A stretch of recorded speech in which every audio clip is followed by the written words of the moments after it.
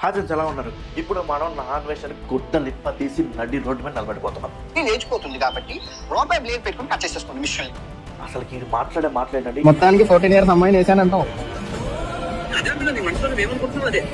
14 అమ్మాయిని పాపం డబ్బులు అంటే నేను తింటానికి తిండి లేదంటే డబ్బులు ఇవ్వండి అంటే మనోడు వస్తామని అడిగాడు. 14 అమ్మాయిని ఏం చేయాలి చెప్పండి? నడి రోడ్డు మీద తెగ నరికితే కానీ ఎవరి కోపం తగ్గదు, నా కోపం కూడా తగ్గదు. ఈ నరకాలు ఖచ్చితంగా. తర్వాత ద్రౌపది సీతాదేవి తర్వాత ద్రౌపది ఏ టీ షర్ట్ వేసుకున్నారా రేపు అయ్యి అసలు ద్రౌపదిని లేకపోతే సీతాదేవిని ఎవరు రేపు చేశారా తెలుసా నీకు పురాణాలు?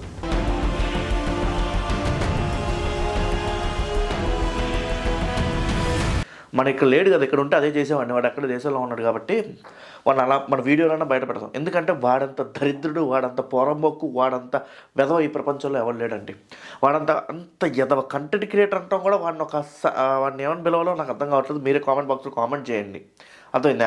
అసలు వాడిని ఇప్పుడు ఎందుకు రోడ్డు మీద నిలబెట్టాలి అంటే గుడ్డ దెబ్బతీసి వాడనే కామెంట్స్ అండి.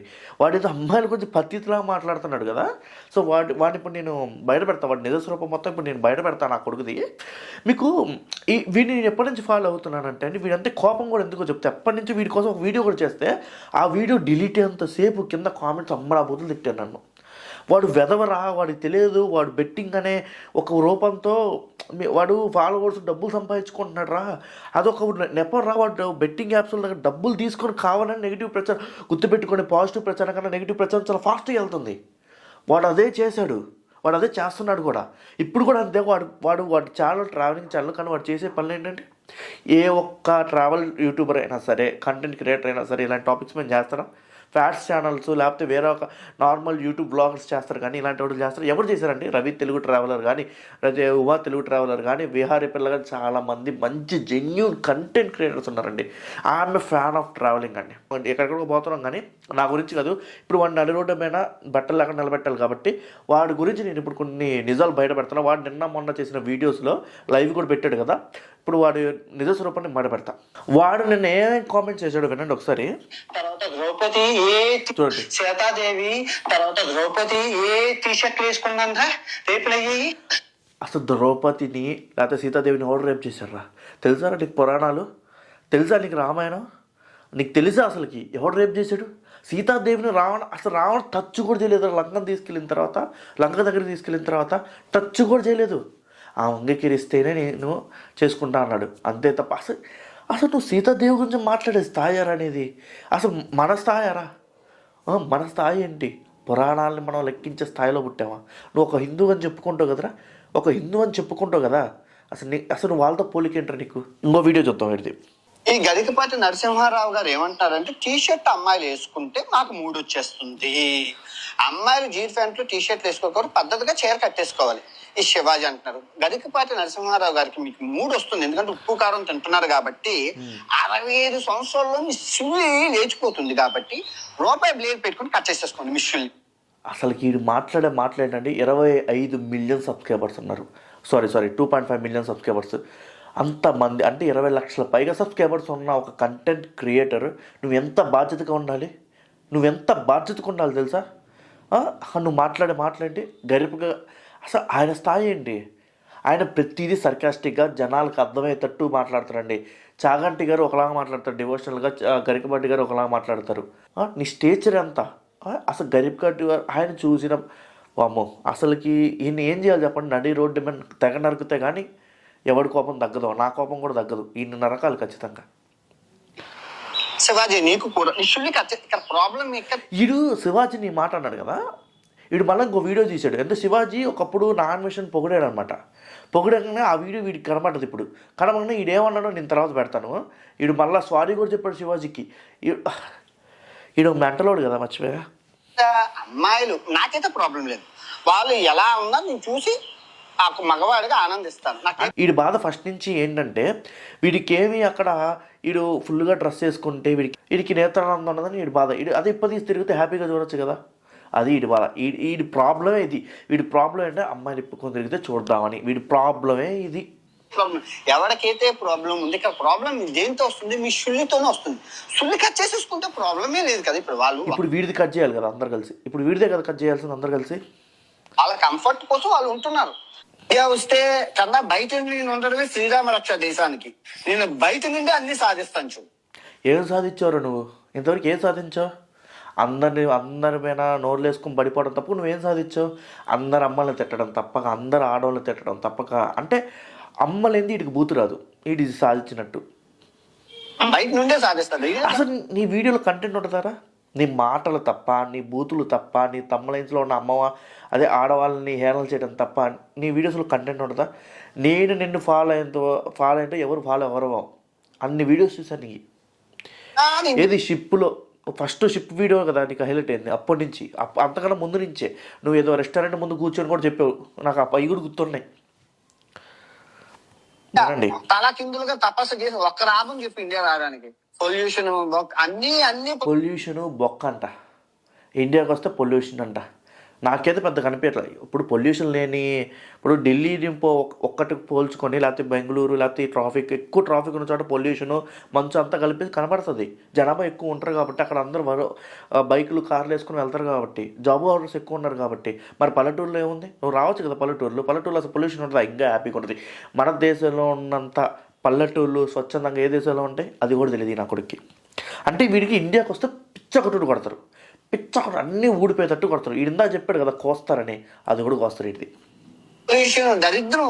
రేపు నా కూతురు దరిద్రమా? ఇండియాలో ఉండటం దరిద్రమా? ఇండియాలో నువ్వు పుట్టడం దరిద్రం రా, అది మాత్రం వాస్తవం. మాకు దరిద్రం ఏంటంటే నువ్వు పుట్టడం దరిద్రం. రేపు చేసేస్తే నాకెందుకు దరిద్రం? ఎవరు నీ కూతుర్నా? ఏం మళ్ళీ చెప్పు. రేపు నా కూతురు పూర్తి రేపు చేసేస్తే నాకెందుకు దరిద్రం? బా వీళ్ళ కూతురు అంటే నాకు అర్థం కావట్లేదు. ఇండియాకు ఏమనుకున్నా? ఇక్కడ వీడికున్న ఫాలోవర్స్ అందరూ ఇండియన్సే. అందరూ ఇండియన్స్లో కూడా తెలుగు వాళ్ళు ఎక్కువ ఉన్నారు. వీడు ఇండియన్ తిడుతున్నాడు అంటే వీళ్ళ కూతురు ఇండియాలో పెరిగితే రేపు చేస్తారా? ఓకే వినండి, వీడిని ఫాలో అవుతున్న ప్రజలు వినండి వీడి మాటలు. నన్ను అయితే ఎంత తిట్టారో తెలుసా? వీడిని అభిమానించే అభిమానులు నేను వీడికి యాంటీగా వీడియో చేస్తే డిలీట్ అయ్యేంత వరకు తిట్టారండి. మరి ఇప్పుడు ఏమైందో మరి? నువ్వు రావాలరా బాబు, నువ్వు వస్తే మన ఇండియాకు దరిద్రం. నువ్వు మళ్ళీ నువ్వు వచ్చేటప్పుడు కరోనా తీసుకొస్తావు. వచ్చేటప్పుడు 2.30 2.20 అలా. అది ఇంకా అయిపోలేదండి, ఇంకా ఉన్నాయి, ఇంకా చాలా ఉన్నాయి లోపల. ఈడు ఆ కుర్చాలు చూడండి. అంటే కొంచెం అభిమానం ఉండేది, మీరు నచ్చేవాళ్ళు, మీ కంటెంట్ బాగుండేది. ఇప్పుడు అసలు నేను చూడట్లేదు అండ్ మిమ్మల్ని అన్సబ్స్క్రైబ్ చేసేసాను. మీరు ఏమో నెగిటివ్ గా అనిపిస్తున్నారు కదా. ఇప్పుడు రియల్ ఫాలోవర్స్ నిన్ను ఏమనుకుంటున్నారు అర్థమైందా? పాప అమ్మ ఎంత మంచిగా చెప్పింది. ఇంకో వీడియో ఇంకో చాలా ఉన్నాయి, చాలా కుప్పలు ఉన్నాయి.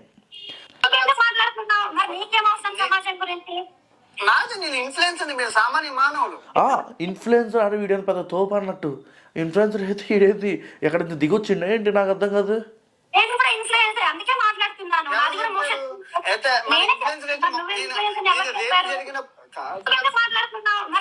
అంటే నాకు అర్థం కాదు. ఇన్ఫ్లుయెన్సర్ అన్న ప్రతి వాడు కాంట్రవర్సీ చేస్తేనే వాడు ఇన్ఫ్లుయెన్సరా?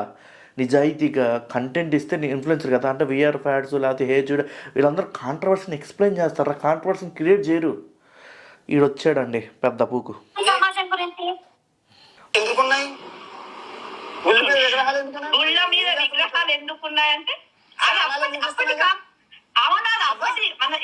గుళ్ళో కాదు గుళ్ళమైన విగ్రహాలు ఎలా ఉన్నాయంటే ఒకప్పుడు స్కెచ్ చేయటం లేకపోతే ఇవి ఫోన్లు లేవటం ఇవన్నీ లేవురా. ప్రింటింగ్ పుస్తకాలు ఇవన్నీ లేవు కాబట్టి మనకు అవగాహన కల్పించడానికి గుళ్ళమైన బొమ్మలు వేసారా. కామం అనేది తప్పు కాదురా రే, ప్రతి భార్యాభర్త చేయాల్సిన పనే అది. అలా చేస్తే నువ్వు పుట్టావు, అలా చేస్తే అందరూ పడతారు. అది ఎక్స్ప్లెయిన్ చేయటం రా, అది తప్పని అనట్లా. అరే ఇప్పుడు ఇష్టమైతే తప్పనట్లేదురా. ఇక్కడ గవర్నమెంట్ చెప్పినా ఎవరు చెప్పినా ఇష్టమై ఇద్దరు కలిస్తే తప్పనట్లేదు. అది అర్థమవుతుందా? అది కలవాలి కూడా, అది హ్యూమన్ నేచర్ రా, బయలాజికల్ నేచర్. తెలుసుకోపోతే ఎట్టా? గొల్లమైన బొమ్మలు అసలు గొల్లని క్వశ్చన్ చేసే స్థాయారా అనేది. మహమ్మదుల్లా గారు చెప్పారని చెప్పి మనం 9 ఏళ్ళ అమ్మాయిని ఏం చేసుకుంటాం? మహమ్మదుల్లా గారు చెప్పారు. అసలు వీడికి ఎందుకు? వీడు అసలు చదివాడు ఖురాను? ఏ ఖురాన్ చదివాడు వీడు? అంతెందుకు, ఇందాక ఒక వీడియో బయటపడదండి, అది నేను దొరికితే ఎడిటింగ్లో పెడతాను, లేకపోతే వినండి. మొత్తానికి 14 years అమ్మాయిని వేసానంటావు. 14 ఏళ్ళ అమ్మాయిని పాపం డబ్బులు అంటే తినడానికి తిండి లేదంటే డబ్బులు ఇవ్వమంటారంట. మనోడు వస్తావా అని అడిగాడంట 14 ఏళ్ళ అమ్మాయిని. వస్తావా? అదేంటండి 14 మైనర్ని నువ్వు చేసావు కదా, మరి నీకెక్కడ ఉందిరా గౌరవం? నీకుందారా ఏ రిప్ ఆ మొత్తం ఒక సింగిల్ చీర కట్టుకోండి, సింగిల్ చీర కట్టుకోవాలి. చీరలు వాళ్ళు వీళ్ళ అమ్మమ్మ అంట సింగిల్ చీర కట్టుకుందంట, జనాలు కూడా అదే కట్టుకోవాలంట. విన్నారా? మా అమ్మలు మా అమ్మమ్మలు మా అమ్మలు ఇది అలా కాదు. Problem solve. ఒకప్పుడు ఆ చీరలు కట్టుకున్న రేప్స్ ఎందుకు తక్కువ అంటే అప్పుడు 25 ఏళ్ళకి రిలేషన్షిప్స్ అన్నీ బాగున్నాయి. 25 ఏళ్ళకి పెళ్ళి అయ్యేది, 20 ఏళ్ళకే పెళ్ళి అయ్యేది మగవాళ్ళకి. రిలేషన్షిప్స్ అంతా బాగుండే. ఇప్పుడు 30 ఏళ్ళు వచ్చినా 35 ఏళ్ళు వచ్చినా మనకి అహం పెరిగి, ఈగో పెరిగి, డబ్బులు పెరిగి, ఆశ పెరిగి పెళ్ళిళ్ళు చేసుకోవట్లా. కానీ బాడీలో ఉన్న బయలాజికల్ నేచరు బయటపడుతుంది కదా. సో అది ఒక్కోడో ఒకలా ఆలోచిస్తారండి. చాలామంది అంటారు ఏమనంటే, ఈ టాపిక్ వదిలేద్దాం, చాలా పెద్ద వీడియో అవుతుంది. చాలామంది ఏమంటారంటే అండి, చిన్న పిల్లల్ని ఏం కనబడుతుంది వాళ్ళు రేప్ చేస్తున్నారంటే, చిన్న పిల్లల్నే వదలట్లేదని దరిద్రులు ఉన్నారు, సైకో నా కొడుకులు ఉన్నారు, మిమ్మల్ని ఎలా వదులుతారని. ఏమీ కనబడి చిన్నపిల్లల దగ్గరే వీళ్ళు ఈ నా కొడుకులు, ఈ సైకో నా కొడుకులు ఇలా ప్రవర్తిస్తారంటే మరి మిమ్మల్ని చూస్తే ఎలా అవుతారు? అది పాయింట్. అసలు ఇది ఎవరు మాట్లాడలేకపోతున్నారు, పాయింట్ అదనమాట. సో ఈ నా కొడుకు గురించి ఎంత మాట్లాడినా ఒకటే, ఏమంటే ఆడవాళ్ళకి స్వేచ్ఛ కావాలి. ఖచ్చితంగా చెప్తాను, ఇప్పుడు ఉన్నంత స్వేచ్ఛ ఆడవాళ్ళకి పాతకాలంలో లేదు. అంటే 80 కిడ్స్, 60 కిడ్స్, 50 కిడ్స్ ఉంటారు చూసారా, వాళ్ళకి లేదు. అది వాస్తవం. మన అమ్మాయిలకి స్వేచ్ఛ లేదు. ఇప్పుడు చదువుకుంటున్నారు, స్వేచ్ఛ పెరుగుతుంది. బట్ ఒకటి, మన చదువు ఎలా ఉండాలి అంటే, మన ఇంట్లో ఎలా ఉండాలి, బయట ఎలా ఉండాలి, భోజగదిలో ఎలా ఉండాలి, అదే చదువు. చదువు అంటే సర్టిఫికేట్ల మీద సంతకాలు కాదండి. లేకపోతే నా వెనకాల ఒక 10 లక్షలు వస్తున్నాయి, అది సర్టిఫికేట్. ఇది చదువు అంటే ఏంటంటే సంస్కారం. చదువు అంటే సంస్కారం మాత్రమే. ఇది గుర్తుపెట్టుకుంటే అందరూ బాగుంటారు, అందులో మనం ఉండాలి అనుకోవాలి. సో అందరూ బాగుండాలి, అందులో మనం ఉండాలని కోరుకుందాం. ఇక్కడతో ఆపేద్దాం, ఆడవాళ్ళని జడ్జ్ చేయడం ఆపేద్దాం. ఇంకా ఇక్కడతో ఈ వెధవను మర్చిపోదాం, ఆడవాళ్ళ ఉదస్తరం గురించి మనం డిబేట్ చేయడం కూడా ఆపేద్దాం, అందరం ఆపేద్దాం. ఎందుకంటే ఇది ఒక దరిద్రం అండి. ఈ ఆడవాళ్ళ బట్టల మీద డిబేట్ చేస్తే మన చెల్లి, మనకు అందరూ ఉంటారు. సో ఇదంతా ఆపేస్తారో చాలా బెటర్ కదా మనకి. ఇక్కడతో ఆపేద్దాం, మనం జడ్జ్ చేయడం ఆపేద్దాం. ఇంకా మనం ఆపేసి ఎవరి పనులు వాళ్ళు చూసుకుందాం. అర్థమైందా? అది మళ్ళీ కలుద్దాం వేరే వీడియోలో. జై హింద్. మీ అభిప్రాయం కింద కామెంట్ బాక్స్లో కామెంట్ చేయండి ప్లీజ్.